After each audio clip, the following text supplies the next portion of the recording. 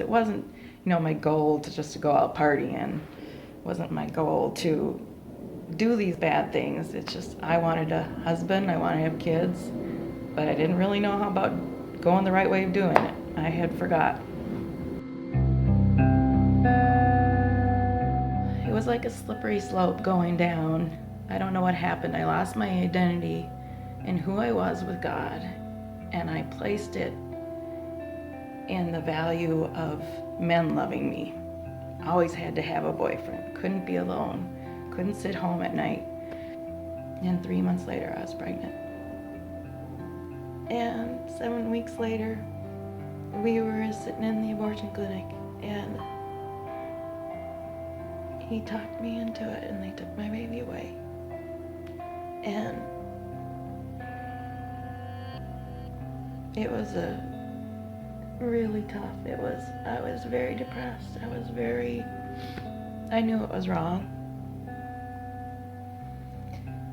So about a week or two later, Bob and I broke up, and God protected me. He never called me, he never bothered me again. And I started my search for God, and because I knew there was a heaven, and I had a flight attendant sit me down once, because I was a flight attendant for like 7 or 8 years, and he sat me down and he said, the only way to God is through Jesus Christ. And I argued with him, but I was searching, and I had Christian friends all around me praying for me all the time. I didn't know this until afterwards.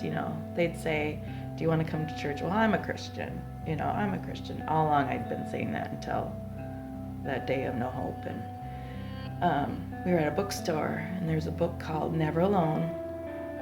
And I said, oh, never alone, that's what I want. I never want to be alone. And reading this book every night. At this point, I'm living with my parents, and I'm reading this book every night, and he'd say, never be alone, you have to have Jesus in your life. Okay, I got that, that's good. Third chapter comes along, it says, in order to be never alone, you have to give all your control to Jesus. And I was like, what? Give up control? What? And I slammed the book shut. It scared me to death. I'm like, you gotta be kidding me. And thought about it for a day, the whole next day, and the next night, I opened up the book and I said, I've done a pretty crappy job of controlling my life. So I'll give you just a teeny bit of control, and we'll see what you do with it.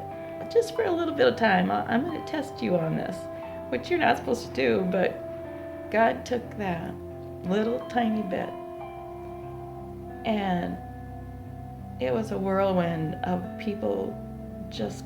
He was talking to me every day, and brought me to a wonderful church. I finally had hope. I finally had love. I finally had peace.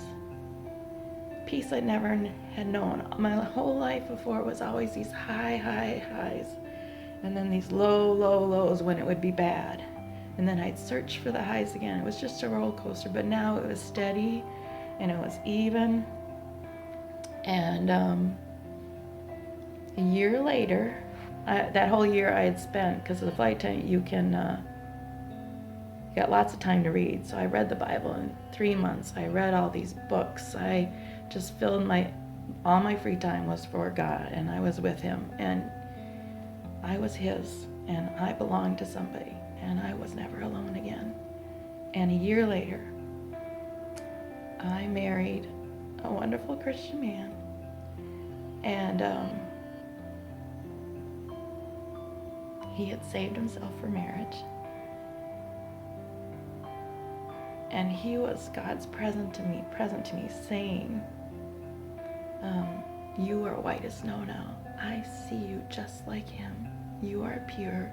You are clean. And that verse, it's Isaiah 1:18, and it says, though your sins are scarlet, you will be made white as snow. And it just came into me right when, and I cried, and it was God's present to me. And He's just always been faithful. He's always been good. You could say I was the prodigal girl, the prodigal daughter that came back. I knew God as a child, and like the prodigal son, the father's waiting for his son to come home. He doesn't care what he did. He just wants him home. And God doesn't care what you did. He doesn't care all the mistakes you made. He just wants you home. And He will give you peace and He will give you love. And I hope that you will give up control to God and see what He can do for you. If you're a woman that can relate to me, feel free to message me on my email at hope360.org.